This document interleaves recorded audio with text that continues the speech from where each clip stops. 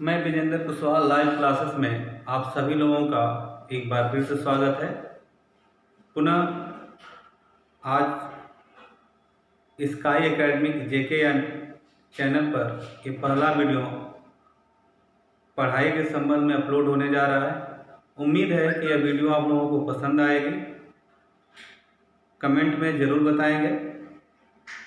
तो आज हम लोग बिल्कुल बेसिक टॉपिक पढ़ना प्रारंभ करते हैं और इसी बेसिक टॉपिक से हम लोग धीरे धीरे आगे की तरफ बढ़ते जाएंगे। तो आज जो टॉपिक लेकर आए हैं वह हम लोगों का विज्ञान है या विज्ञान विषय। तो सबसे पहले हम लोग जानते हैं कि विज्ञान होता क्या है। इस पृथ्वी पर मानव एक ऐसा प्राणी है जिसके पास तर्क करने की क्षमता, सोचने की क्षमता, विचार करने की क्षमता, अच्छे बुरे फर्क करने की क्षमता है। यही कारण है कि पृथ्वी पर सबसे समझदार या सबसे बुद्धिजीवी प्राणी मनुष्य को कहा जाता है। ये हम लोगों के लिए गर्व की बात है कि हम लोग इस पृथ्वी पर सबसे बुद्धिजीवी प्राणी के अंतर्गत आते हैं। तो जब मनुष्य के अंदर सोचने, समझने और तर्क करने की क्षमता जब विद्यमान है तो वह अपने जीवन को सुलभ बनाने के लिए, आसान बनाने के लिए दिन प्रतिदिन एक एक नया एक्सपेरिमेंट कर रहा है, एक एक नई खोज कर रहा है। उसी खोज को एक सिस्टमेटिक ढंग से वह कर रहा है। तो इस खोज की जो पूरी प्रक्रिया होती है वह हमारे विज्ञान के अंतर्गत आती है और इसको हम एक साधारण शब्द में इसको हम बांधते हैं तो विज्ञान की परिभाषा उभर कर आती है सुसंगठित, सुव्यवस्थित एवं क्रमबद्ध ज्ञान को हम विज्ञान कहते हैं। एक बार पुनः इस परिभाषा को आप लोग सुन लीजिए। सुसंगठित, सुव्यवस्थित एवं क्रमबद्ध ज्ञान को हम विज्ञान कहते हैं। तो यह परिभाषा जो है, इसमें जो शब्द आता है सुसंगठित, सुव्यवस्थित, एक क्रमबद्ध होता क्या है। आप अपने दैनिक जीवन का कोई भी एक काम ले लीजिए, जैसे आप मोबाइल ले लीजिए। अच्छा खासा एग्जाम्पल है मोबाइल का। तो पहले आप जब मोबाइल को लेते हैं तो पहले फ़ोन लगाते हैं, सिम नहीं। क्या करते हैं? सिम लगाते हैं कि पहले फ़ोन मिलाते हैं। तो पहले आप सिम डालते हैं, फिर उसका एक सिस्टम होता है, तब वो मोबाइल आपका वर्क प्रोसेस में होता है। तो साइंस यही कहता है कि जब हम किसी काम को बिल्कुल सिस्टमेटिक, सुव्यवस्थित क्रम में करेंगे, एकदम बिल्कुल क्रमबद्ध करेंगे, तब जो परिणाम उभर कर आता है वही हमारा क्या होता है? एक विज्ञान होता है। फॉर एग्जाम्पल एक साइकिल, उस साइकिल में दो चक्के हैं, गद्दी है, हैंडल है, टायर है, ट्यूब है, सब कुछ उसको एक व्यवस्थित क्रम में कर दिया गया। तो जो नया आविष्कार हुआ उसका नाम पड़ा साइकिल। तो वही हमारा विज्ञान होता है।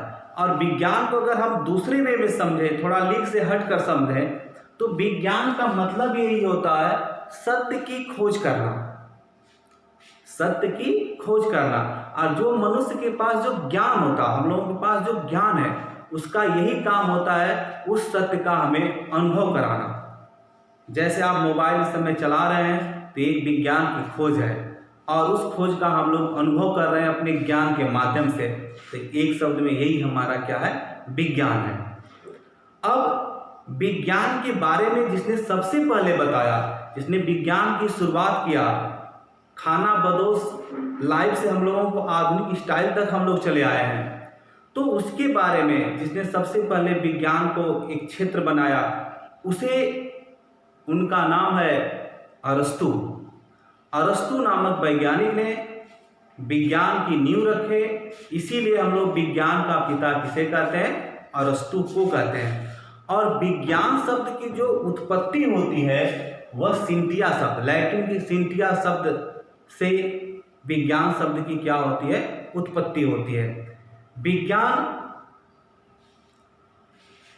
को अध्ययन की सुविधा के लिए या अध्ययन को सरल बनाने के लिए मुख्य रूप से हम इसको तीन भागों में क्या करते हैं? बांट देते हैं। कौन कौन से हैं? भौतिक विज्ञान है, रसायन विज्ञान, जीव विज्ञान। तो विज्ञान को, अध्ययन को सरल बनाने के लिए हम लोग कितने भागों में बांटते हैं? तीन भागों में। भौतिक विज्ञान, रसायन विज्ञान या जीव विज्ञान। या हम कह सकते हैं कि क्षेत्र के आधार पर इसको अलग अलग भागों में हम बांट दिए। जैसे प्रकृति के बारे में अध्ययन करना भौतिक विज्ञान कहलाता है, या दूसरे शब्द में हम कहें तो वेग, ताप, त्वरण, यांत्रिकी, प्रकाश, इनका हम अध्ययन विज्ञान के जिस क्षेत्र में करते हैं वह हमारा क्या होता है, भौतिक विज्ञान। तो भौतिक विज्ञान की परिभाषा होती है कि विज्ञान की वह शाखा जिसके अंतर्गत वेग, ताप, त्वरण, यांत्रिकी का अध्ययन करते हैं। विज्ञान के जिस शाखा में, वही हमारा फिजिक्स कहलाता है। दूसरा, अब जैसे हमारे हाथ में यह पेन है, तो यह किससे मिलकर बना है, इसमें क्या क्या है, तो इसमें अनेक रासायनिक तत्वों से मिलकर बना है। तो रासायनिक तत्वों की फिजिकल प्रॉपर्टीज, केमिकल प्रॉपर्टीज के बारे में जब हम अध्ययन करते हैं तो वह क्षेत्र कहलाता है रसायन विज्ञान का।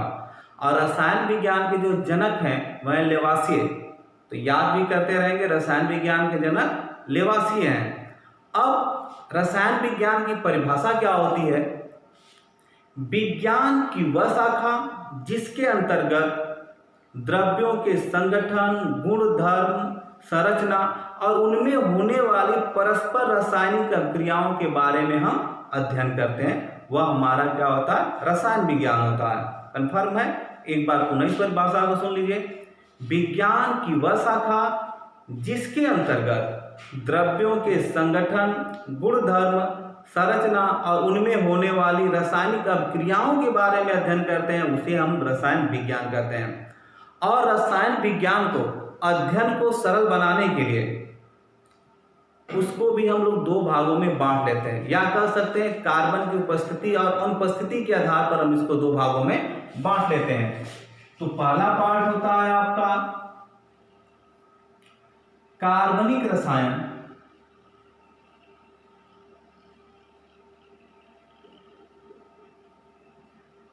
और दूसरा होता है अकार्बनिक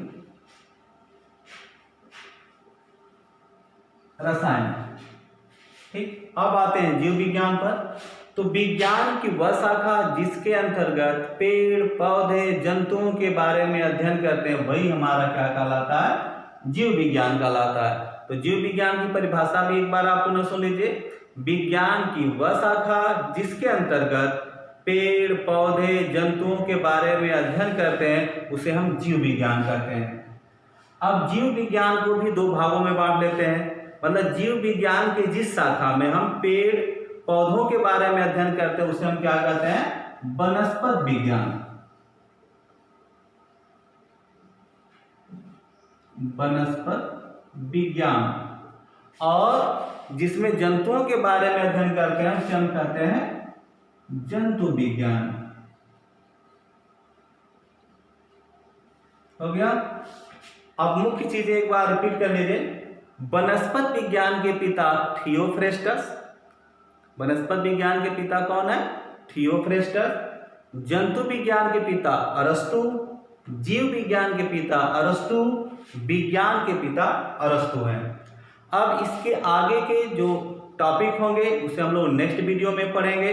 तब तक आप लोग घर पर रहें, सुरक्षित रहें, भीड़ भाड़ वाले इलाके में जाकर बचें, जाने से बचें। धन्यवाद।